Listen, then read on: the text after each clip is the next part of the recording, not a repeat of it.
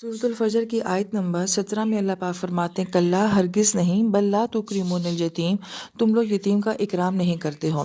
पिछली आयत मुबारका में जो बात हुई थी कि इंसान बहुत ही कम ज़र्फ़ है। जब अच्छे हालात आते हैं अल्लाह का शुक्र अदा करता है, जब सख्त हालात आते हैं तो फिर अल्लाह ताला की ज़ात से गिले शिकवे शुरू कर देता है। तो इंसान तो इतना कम ज़र्फ़ है कि अल्लाह ताला की ज़ात के साथ ऐसा मामला करता है और ख़ुद वो क्या है कि वह किसी यतीम को इज़्ज़त नहीं दे सकता है।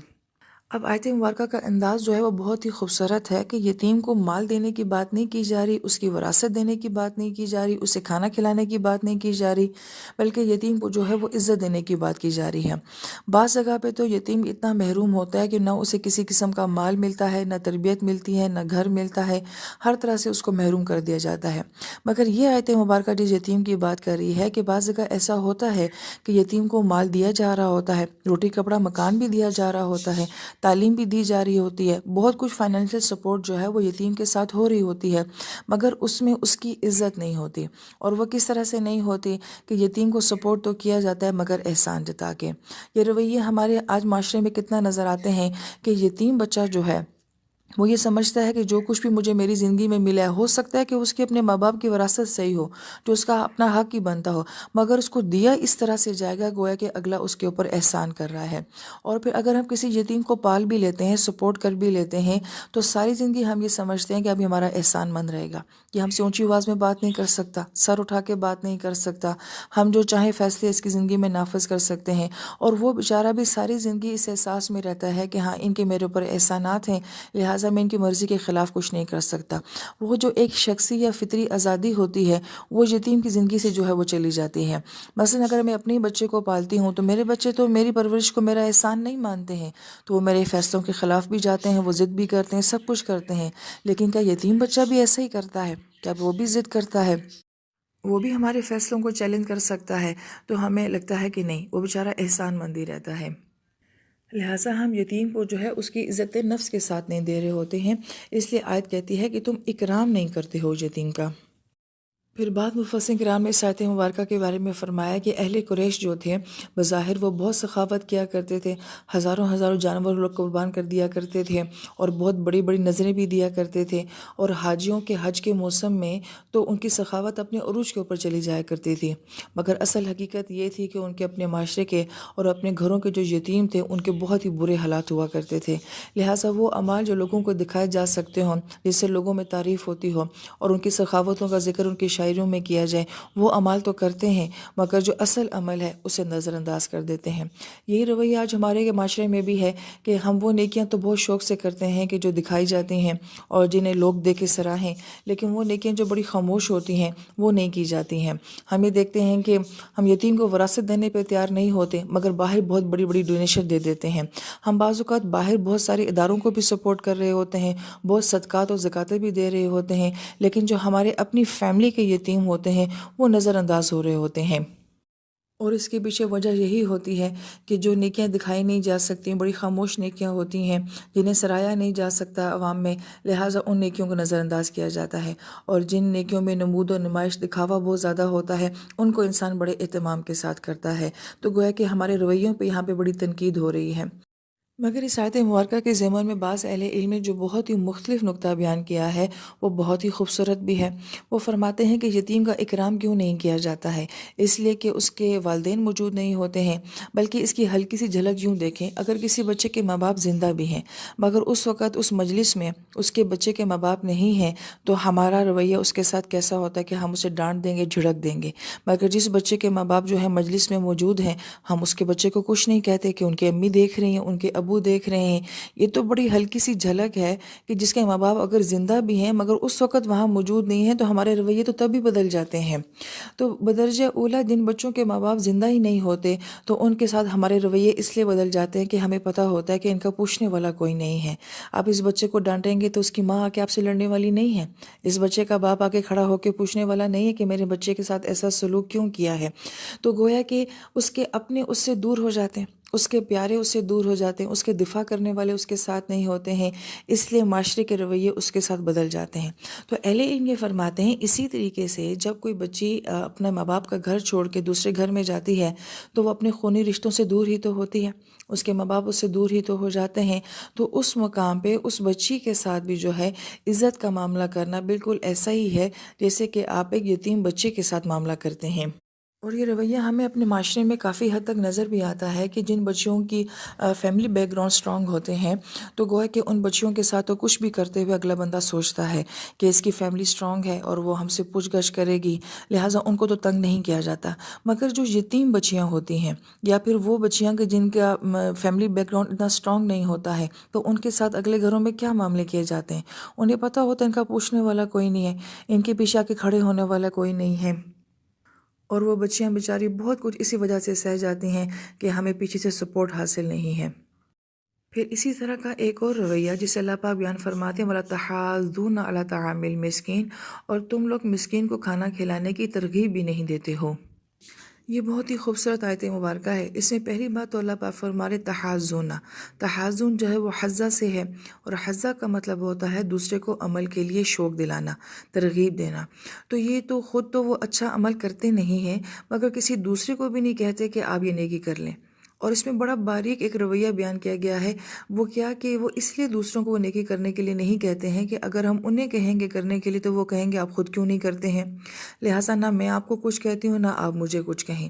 اب یہاں پہ تو یہ ایک مسکین کے کھانے کی بات ہو رہی ہے، لیکن اب اس آیت مبارکہ کو اگر آپ ایک بڑے پس منظر میں دیکھتے ہیں تو ہم زندگی میں بہت ساری جگہوں پہ دوسرے لوگوں کو اس وجہ سے کسی بات سے منع نہیں کرتے کہ اگر ان کو منع کریں گے تو یہ ہم پہ طنز کریں گے تم خود کیوں نہیں کرتے ہو، لہٰذا ہم کسی کو نیکی کی دعوت نہیں دیتے، ہم کسی کے گناہ کو چھوڑنے کے لیے اس کو نہیں کہتے، اس لیے کہ وہ کہے گا کہ تم خود یہ گناہ کیوں نہیں چھوڑتے ہو۔ اس لیے بڑے خوبصورت انداز میں اللہ پاک نے انسانی شخصیت کی اس کمزوری کو بیان کیا ہے کہ وہ کس منہ سے کسی دوسرے کو نیکی کرنے کے لیے کہے گا کہ اسے پھر خود بھی وہ نیکی کرنی پڑ جائے گی۔ پھر مفسرین کرام جو فرماتے ہیں کہ آیت مبارکہ میں جو ہے وہ طعام المسکین کہا ہے، اطعام المسکین نہیں کہا۔ اطعام اور طعام کا فرق یہ ہوتا ہے، اطعام ہوتا ہے کہ میں اپنا کھانا کسی کو کھلا دوں، اور طعام کا مطلب یہ ہوتا ہے کہ اس کا کھانا اسی کو کھلا دیا جائے۔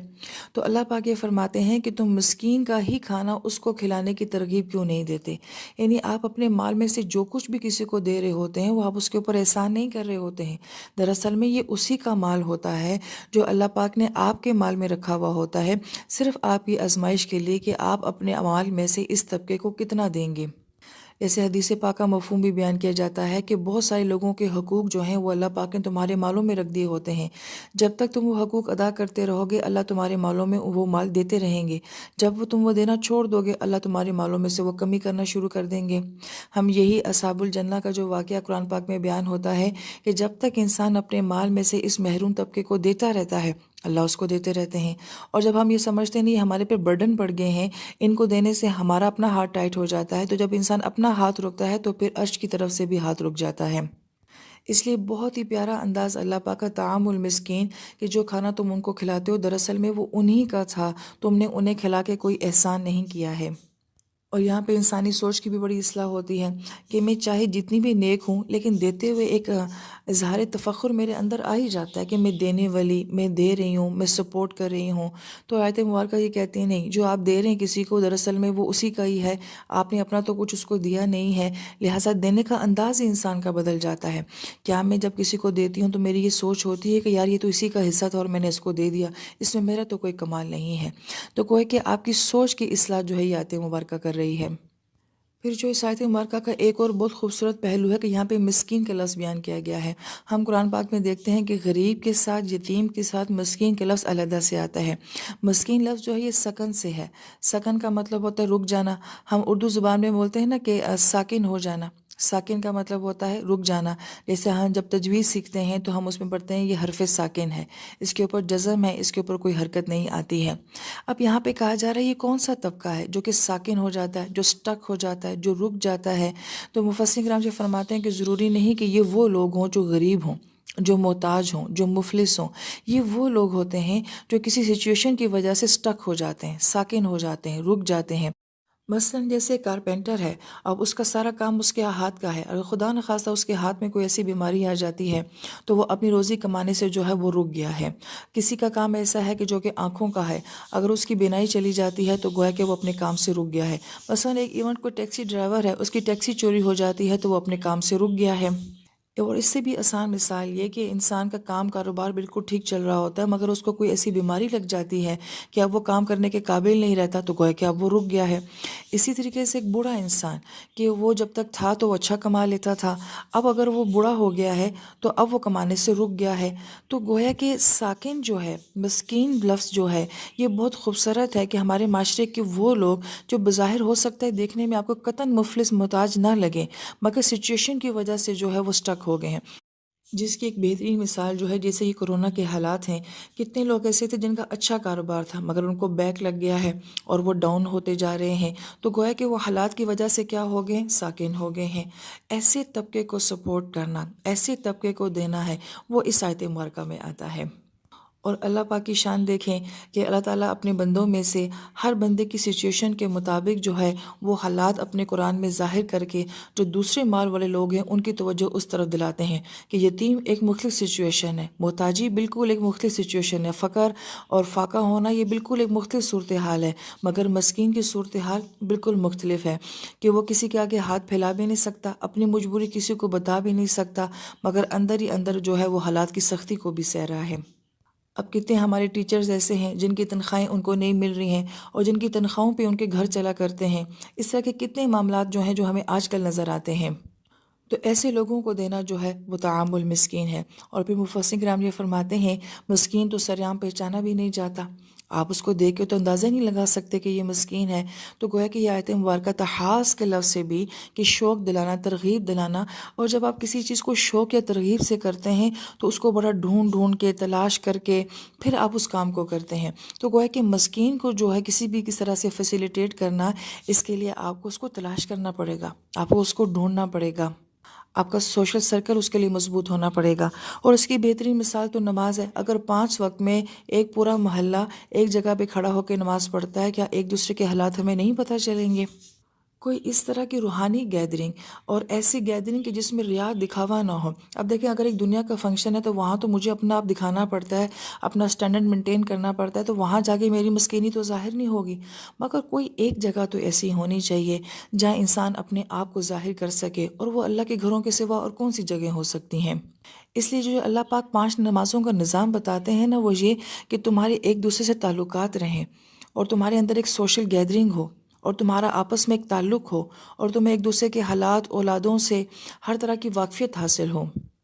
تو بہرحال اللہ تعالیٰ ہمیں جو ہے ہر طبقے کو، اگر اللہ تعالیٰ نے ہمیں دینے والا بنایا ہے تو ہمیں ان تک پہنچنے کی توفیق نصیب فرمائے۔